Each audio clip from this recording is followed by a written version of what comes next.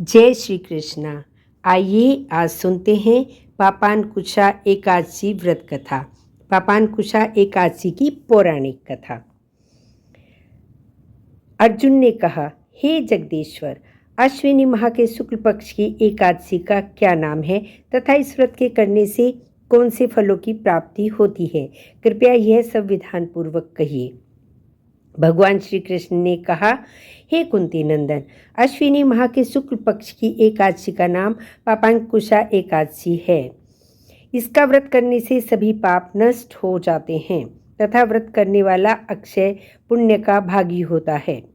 इस एकादशी के दिन इच्छित फल की प्राप्ति के लिए भगवान विष्णु का पूजन करना चाहिए। इस पूजन के द्वारा मनुष्य को स्वर्गलोक की प्राप्ति होती है। हे अर्जुन, जो मनुष्य कठिन तपस्याओं के द्वारा फल की प्राप्ति करते हैं, वह फल इस एकादशी के दिन क्षीर सागर में शेषनाग पर शयन करने वाले भगवान विष्णु को नमस्कार कर देने से मिल जाता है और मनुष्य को यम के दुख नहीं भोगने पड़ते। हे पार्थ, जो विष्णु भक्त भगवान शिव की निंदा करते हैं अथवा जो शिव भक्त भगवान विष्णु की निंदा करते हैं, वे नरक को चले जाते हैं। सहस्र अश्वमेघ तथा 100 राजसूय यज्ञ का फल इस एकादशी के फल के 16वें भाग के समान भी नहीं होता। अर्थात इस एकादशी व्रत के समान संसार में अन्य कोई व्रत नहीं है। इस एकादशी के समान विश्व में पवित्र तिथि नहीं है। जो मनुष्य एकादशी व्रत नहीं करते हैं, वे सदा पापों से घिरे रहते हैं। जो मनुष्य किसी कारणवश केवल इस एकादशी का ही उपवास करते हैं, तो उसे यम के दर्शन नहीं होते। इस एकादशी के व्रत को करने से मनुष्य को निरोगी काया, सुंदर नारी तथा धन धान्य की प्राप्ति होती है और अंत में वह स्वर्ग को जाता है। जो मनुष्य इस एकादशी के व्रत में रात्रि जागरण करते हैं, उन्हें सहज ही स्वर्ग की प्राप्ति होती है।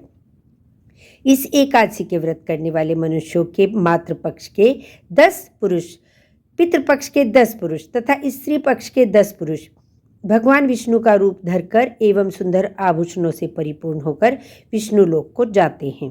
जो मनुष्य अश्विनी माह के शुक्ल पक्ष की पापांकुशा एकादशी का विधान पूर्वक उपवास करते हैं, उन्हें विष्णु लोक की प्राप्ति होती है।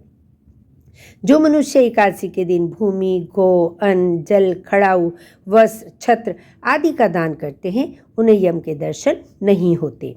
दरिद्र मनुष्य को भी यथाशक्ति कुछ दान देकर कुछ पुण्य अवश्य ही अर्जित करना चाहिए। जो मनुष्य तालाब, बगीचा, धर्मशाला, प्याऊ आदि बनवाते हैं, उन्हें नरक के कष्ट नहीं भोगने पड़ते। वह मनुष्य इस लोक में निरोगी दीर्घायु वाले पुत्र तथा धन धान्य से परिपूर्ण होकर सुख भोगते हैं तथा अंत में स्वर्गलोक को जाते हैं। भगवान श्री हरि की कृपा से उनकी दुर्गति नहीं होती। अतः इस कथा का सार यही है, मनुष्य को पापों से बचने का दृढ़ संकल्प करना चाहिए। यद्यपि भगवान विष्णु का ध्यान स्मरण किसी भी रूप में सुखदायक और पापनाशक है, तथापि एकादशी के दिन प्रभु का स्मरण कीर्तन सभी क्लेशों एवं पापों का शमन कर देता है। जय श्री कृष्ण।